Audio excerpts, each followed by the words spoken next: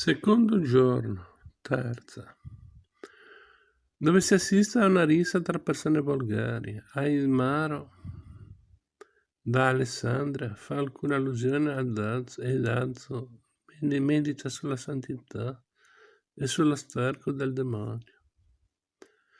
Poi Guglielmo e Azzo tornano nello scrittorium e Guglielmo vede qualcosa di interessante. Ha una terza conversazione sulla liceità della risa, ma in definitiva non può guardare dove vorrebbe.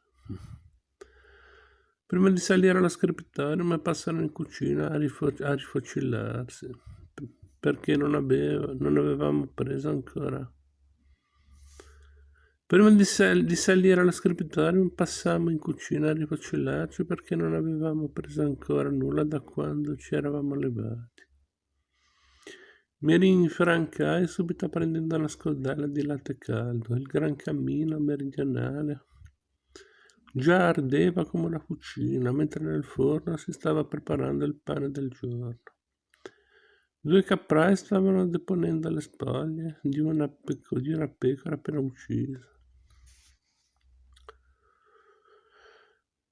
Vidi tra i cucinieri Salvatore che mi sorrise con la sua bocca di lupo e vidi che prendeva da un tavolo un avanzo del pollo della sera prima e lo passava di nascosto ai caprai che lo nascondevano nelle loro giubbe di pelle ghignando soddisfatti. Ma il capocuciniere se ne accorse e rimproverò Salvatore. Cellario, disse, tu devi amministrare il bene dell'abbazia, non dissiparli.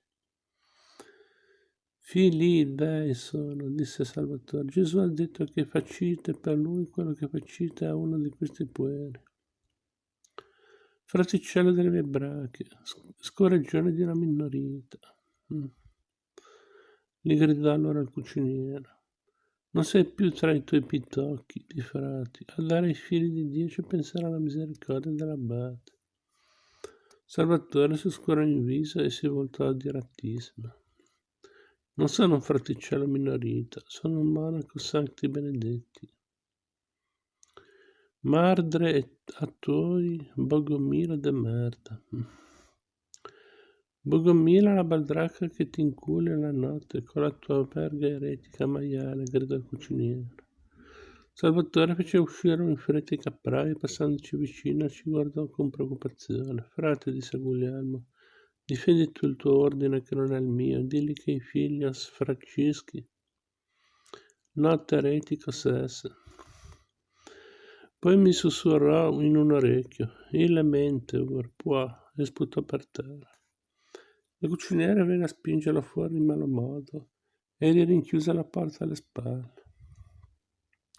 Frate, disse a Guglielmo, con rispetto, non parlavo male del vostro ordine e degli uomini santissimi che vi stanno, parlavo a quel falso minorita e falso benedettino che non è né carne né pesce. Non so da dove viene, disse Guglielmo conciliante, ma ora è monaco come te e gli devi rispetto fraterno. Ma lui mette il naso dove non deve metterlo perché è protetto dal cellario e si crede lui il cellario. Usa dell'abbazia come fosse cosa sua, di giorno e di notte. Perché di notte? Chiese Guglielmo. Il cuciniere fece un gesto come per dire che non voleva parlare di cose poco virtuose. Guglielmo non gli chiese altro e terminò di bere il suo latte. La mia curiosità si stava eccitando sempre di più. L'incontro con Ubertino, le mormorazioni sul passato di Salvatore e del cellario, le allusioni sempre più frequenti ai fraticelli e ai minoriti eretici che udivo fare in quei giorni, la reticenza del maestro nel parlarmi di Fra Dolcino.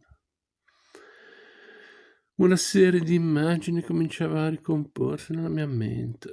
Per esempio, mentre compivamo il nostro viaggio avevamo incontrato almeno 2 volte una processione di flagellanti. Una volta la popolazione del luogo li guardava come santi, un'altra volta cominciava a mormorare che fossero eretici. Eppure si trattava sempre della stessa gente, andavano in processione a 2 per 2 per le strade della città, coperti solo alla pudenda. avendo superato ogni senso di vergogna. Ciascuno aveva in mano un flagello di cuoio e si colpivano sulle spalle a sangue, versando abbondanti lacrime, come se vedessero coi loro occhi la passione del Salvatore. Imploravano con un canto lamentoso la misericordia del Signore e l'aiuto della Madre di Dio. Non solo di giorno, ma anche la notte, con i cieli accesi, nelle rigore dell'inverno, in gran folla andavano intorno per le chiese. Si prosternavano umilmente davanti agli altari, preceduti da sacerdoti con ceri e vessilli, e non solo uomini e donne del popolo, ma anche nobili matrone e mercanti.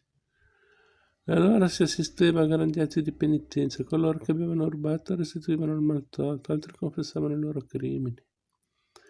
Ma Guglielmo li aveva guardati con freddezza e mi aveva detto che quella non era vera penitenza. Aveva piuttosto parlato come già poco fa, quella stessa mattina. Il periodo del grande lapacro penitenziale era finito e quelli erano i modi in cui i predicatori stavano organizzando. I predicatori stessi organizzavano la devozione delle folle, proprio perché non cadessero preda di un altro desiderio.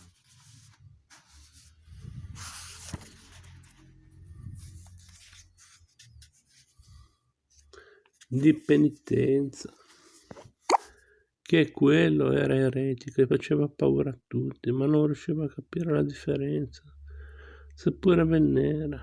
Mi pareva che la differenza non venisse dai gesti dell'uno o dell'altro, ma dallo sguardo con cui la Chiesa giudicava l'uno e l'altro gesto.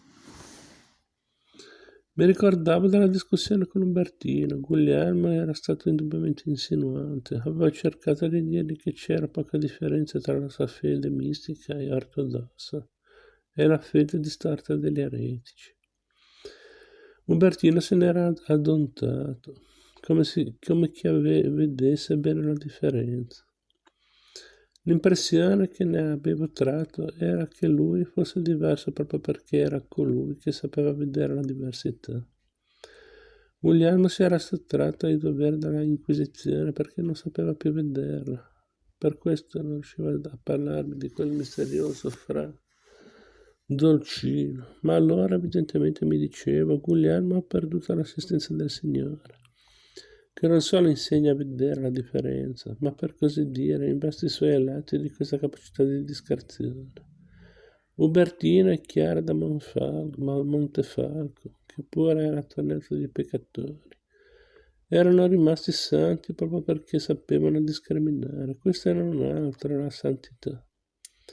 Ma perché Guglielmo non sapeva discriminare? Pure era un uomo così acuto e per quanto riguardava i fatti di natura, sapeva scorgere la minima disuguaglianza e la minima parentela tra le cose. Era immerso in questi pensieri e Guglielmo terminava di bere il suo latte quando ci udimmo salutare. Era Aimaro da Alessandria, che avevamo già conosciuto nello scriptorium e di cui mi aveva colpito l'espressione del viso, ispirata a un perpetuo sogghigno, come se non riuscisse mai a capacitarsi della fatuità di tutti gli esseri umani, e tuttavia non attribuisse grande importanza a questa tragedia cosmica. Allora, frate Dolcino, vi siete già abituato a questa spelonca di dementi? Mi pare un luogo di uomini ammirevoli per santità e dottrina, disse cautamente Guglielmo. Lo era quando gli abbati facevano gli abbati. E i bibliotecari, ora l'avete vista lassù e accennava al piano superiore. Quel tedesco mezzo morto, con gli occhi da cieco, sta a sentire devotamente i maneggiamenti di quello spagnolo. Cieco con gli occhi da morto, sembra che debba arrivare l'anticristo ogni mattina. Si grattano le pergamene, ma di libri nuovi ne entrano pochissimi. Noi siamo qua e laggiù nelle città si agisce. Una volta dalle nostre abbazie si governava il mondo, oggi lo vedete, l'imperatore ci usa per inviare qui i suoi amici a incontrare i suoi nemici. So qualcosa della vostra missione. I monaci parlano, non hanno altro da fare. Ma se vuole controllare le cose di questo paese, sta nella città. Noi stiamo a raccogliere grano e ad allevar pollame, e laggiù scambiano braccia di seta con un pezzo di lino, e pezzo di lino con sacchi di spezie, e tutto insieme con denaro buono. Noi custodiamo il nostro tesoro, ma laggiù si accumulano tesori e anche libri, e più belli dei nostri. Il nome della rosa di Umberto E.